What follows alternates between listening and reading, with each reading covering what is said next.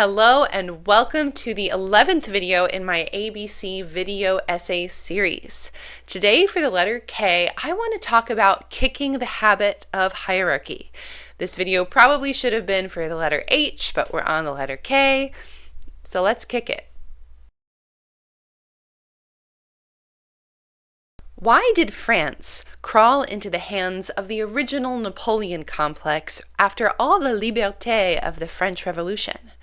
Why did the fledgling Weimar Republic fall into the power of a man who made the mustache more heinous than it was ever meant to be? And why did the most recent American presidential election here in the United States put us back in the hands of a wannabe despot with less class than the back airplane seat across from the toilet?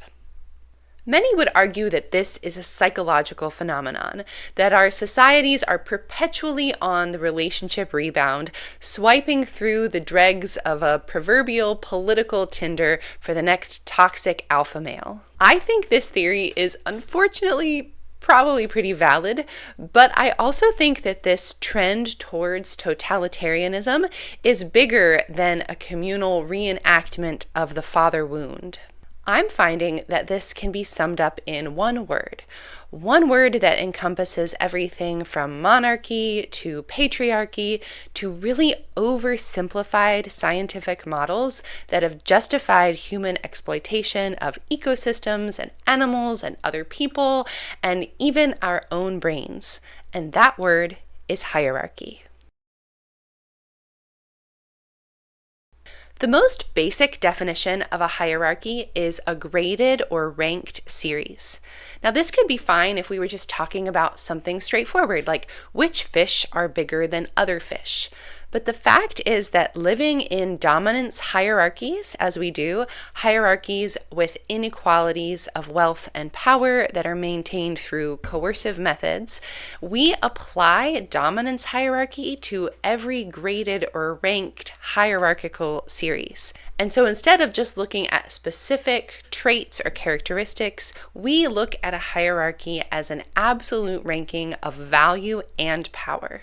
Like a bunch of bros taking fish pics, we can easily assume that the biggest fish is the best fish, the manliest fish.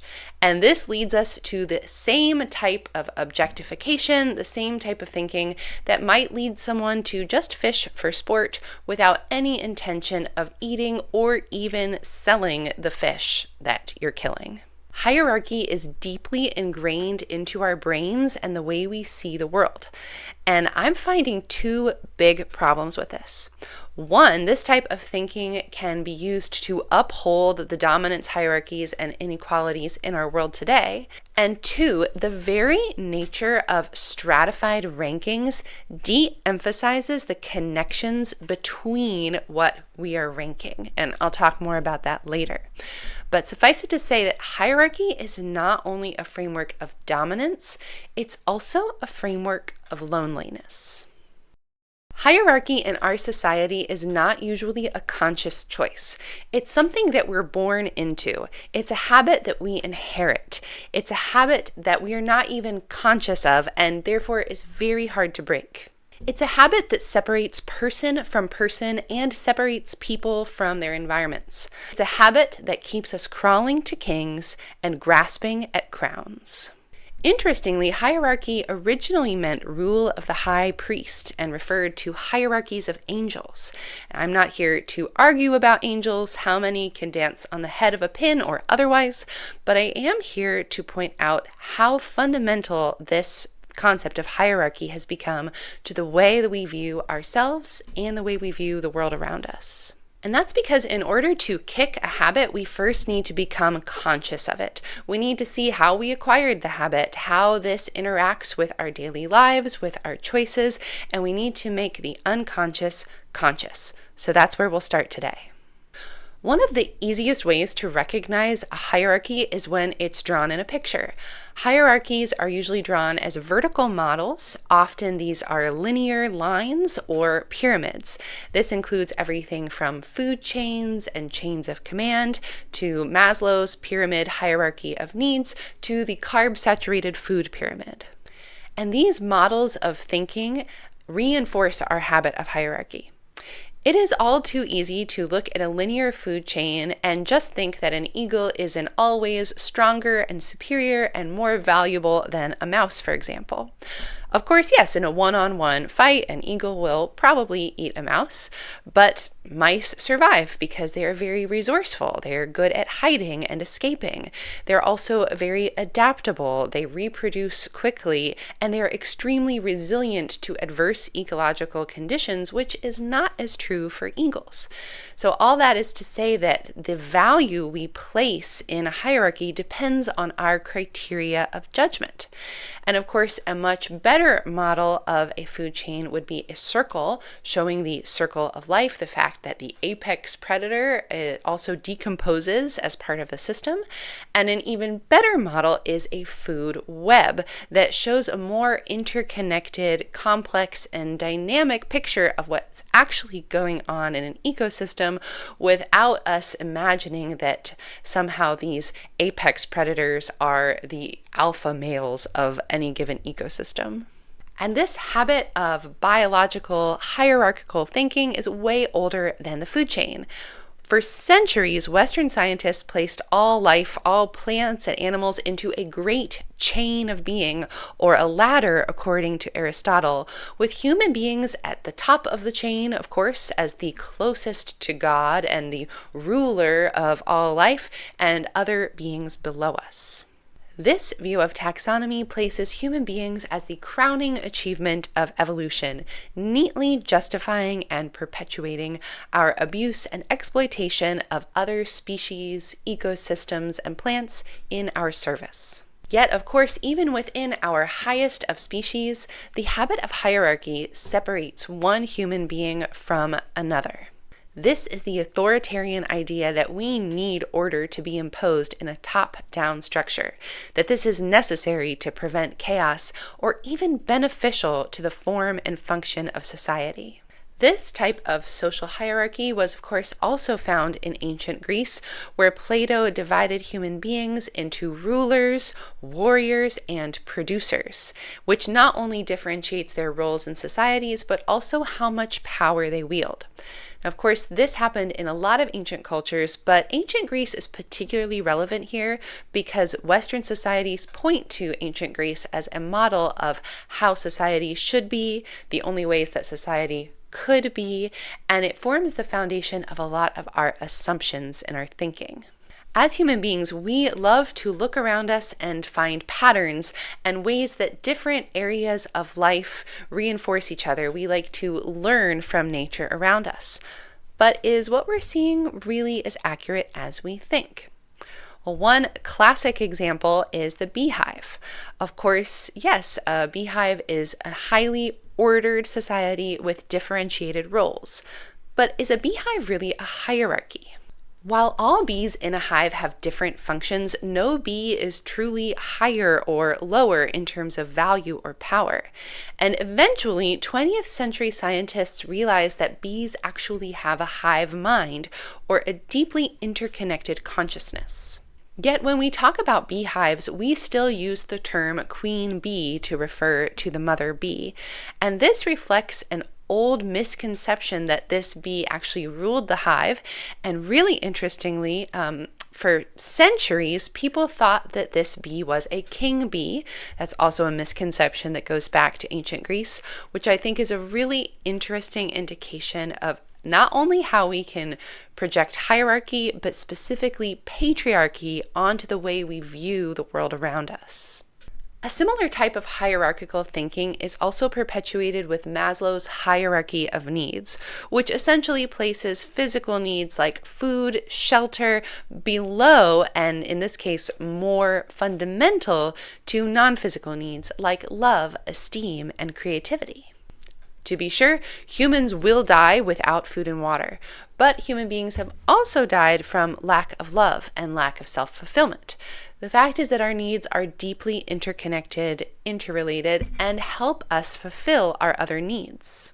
If you exercise your creativity, you could build a better shelter to withstand the elements. Or if you have love in your life, the people who love you could help you build the shelter.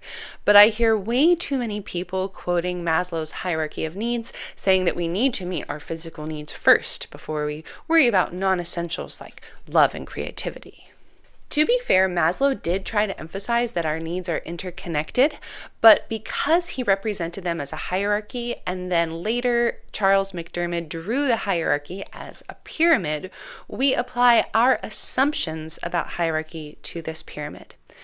And in this case, if we're placing creativity and esteem and self-realization as the apex human achievement, we can overlook how fundamental creativity and love are to our survival.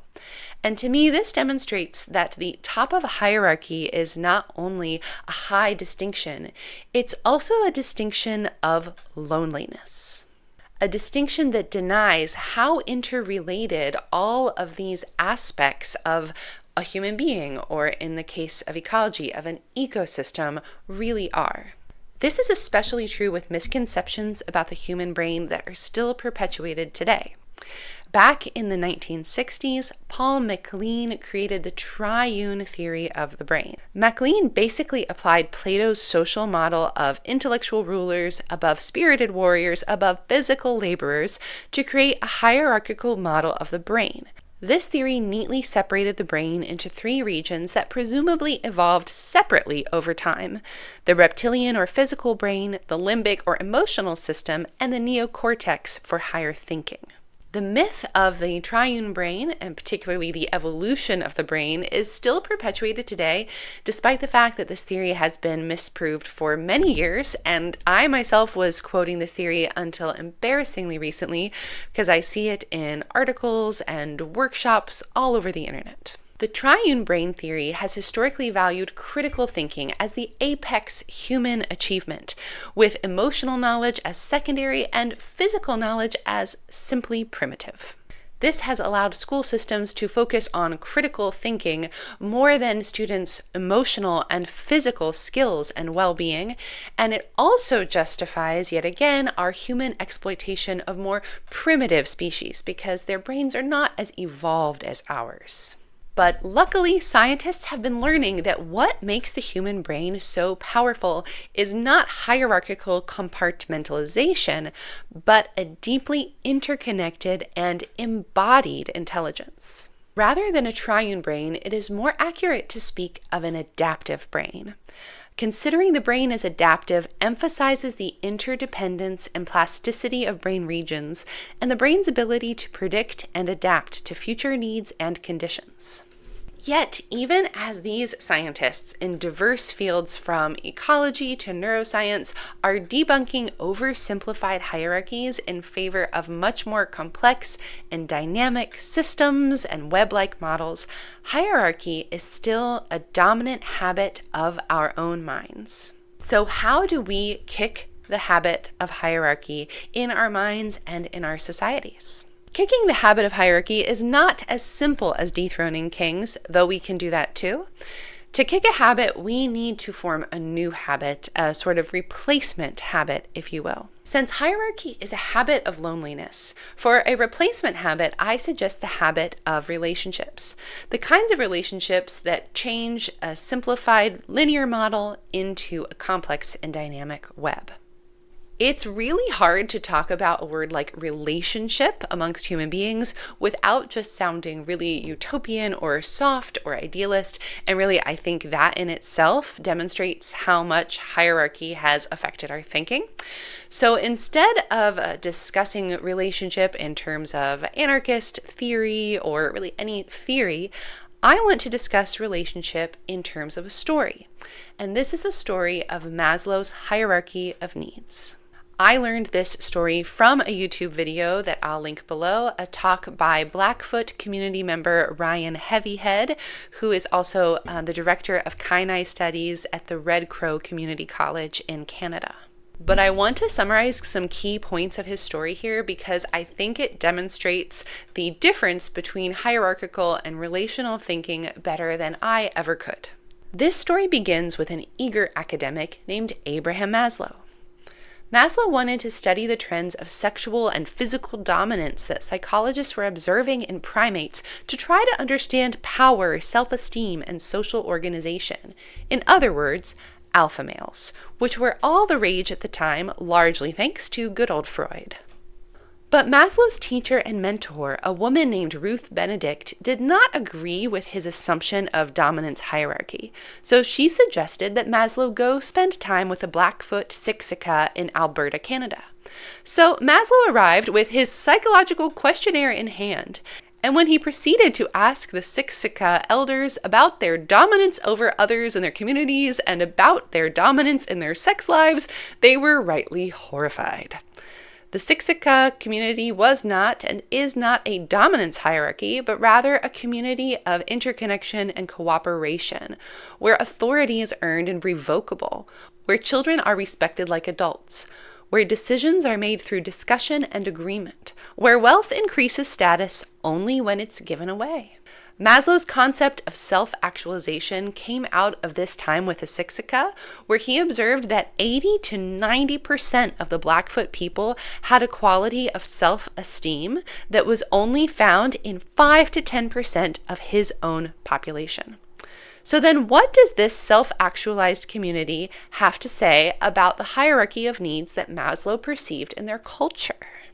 Ryan Heavyhead emphasized that while Maslow's time with the Blackfoot community, with the Siksika people, was transformative, while it did open his mind in many ways, resulting in this hierarchy of needs, ultimately Maslow's findings reveal more about his own bias and the lens through which he sees the world. In other words, the lens of hierarchical individualism. Ryan concluded that what Maslow and so many other Western people do not understand about the Blackfoot community and many other indigenous communities is their value of relationship, their relationship to the land and their relationship to one another. These connections and relationships are the foundation of a worldview, of a way of thinking and organizing society and understanding ideas based in relational synergy, in the efficiency, resiliency, and power of relationships. And one of the things I love most about this story is that it kind of proves its own point. If we look at Maslow's findings without their context, without this context of his time with the Blackfoot people, which is actually missing from Maslow's biography in Wikipedia, it is on a kind of a footnote on the hierarchy of needs Wikipedia page, but you will not see it in most of Maslow's biographies. And without this context, we can take this hierarchical model, especially in its pyramid form, as an absolute, because we're missing all the relationships and contexts and interactions that actually brought this to be. So to kick the habit of hierarchy, we need to get information out of silos, out of reductionist models, and recontextualize it in real human stories and real relationships. And of course, in our daily lives, we also need to get people out of human silos.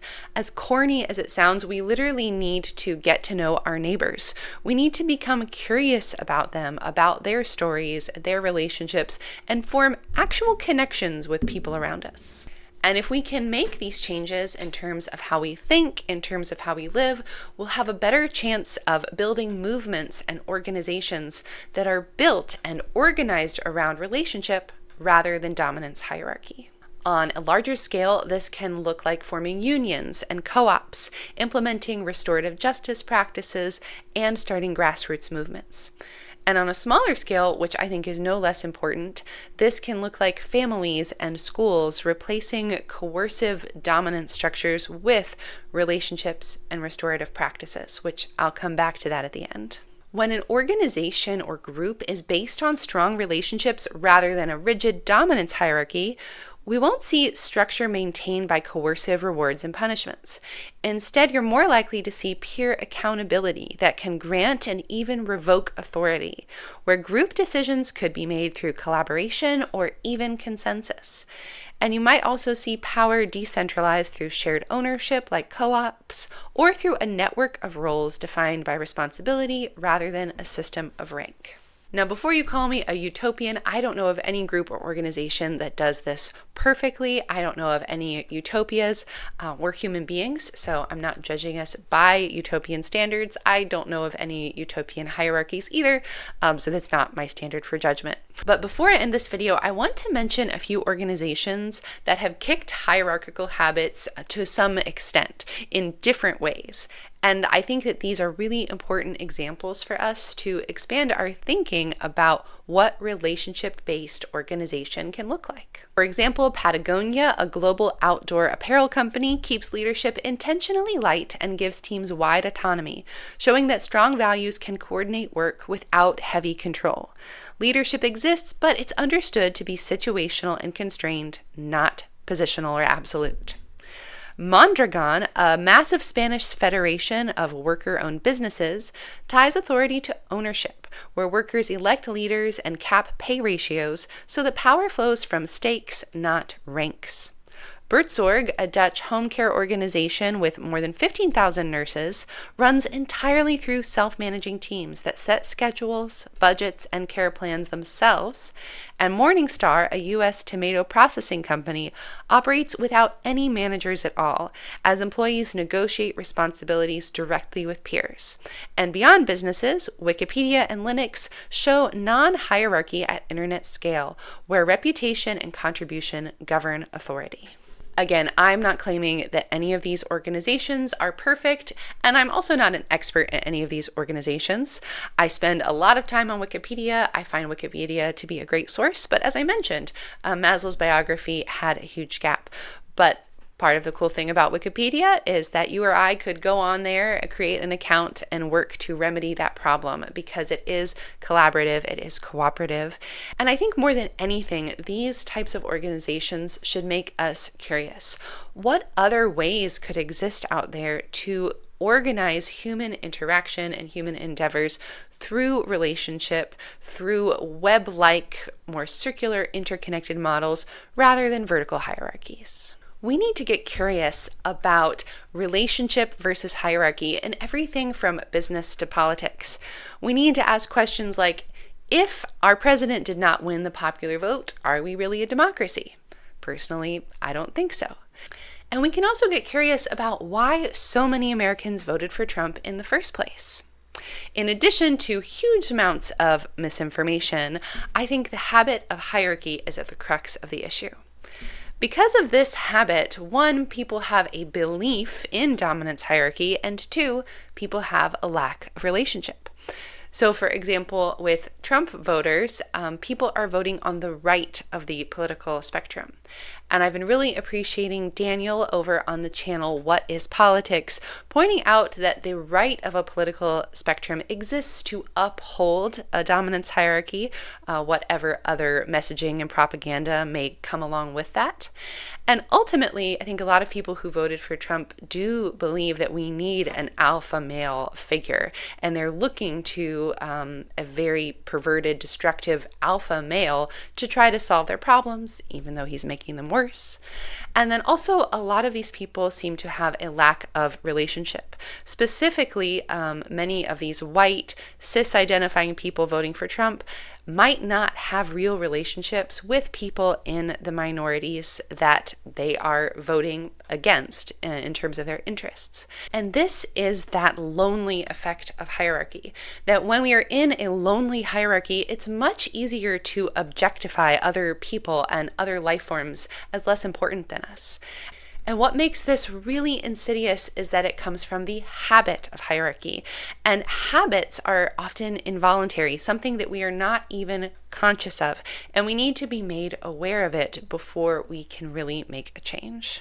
Now, I am not an expert in political theory, so I will link below anthropologist Daniel's channel, What is Politics, which has been really helping me to better understand political terms and specifically the difference between true democracy and dominance hierarchy. I am a generalist, and our channel, The Unenlightened Generalist, is all about finding and making connections and strengthening relationships between people and ideas and between problems and solutions. So I'll briefly come back to that term I mentioned earlier, restorative practices. If you're interested in forming more authentic and less coercive relationships with people around you, within your family or within an organization, please keep an eye out for my next video, The Lord of the Lies, where I'm going to talk about the power of restorative practices from my experience as a teacher. But I'll save that for next time because this video has been long enough. Thank you so much for watching through to the end. I would really love to hear from you. Where do you see the habit of hierarchy in your life, maybe in your own thinking, in the world around you? And how do you think that we can or even should kick the habit of hierarchy together? And if you've enjoyed this video, please subscribe to our channel. As I mentioned, it's the Unenlightened Generalists. We're so happy to have you here, and I look forward to seeing you in the comment section. Bye.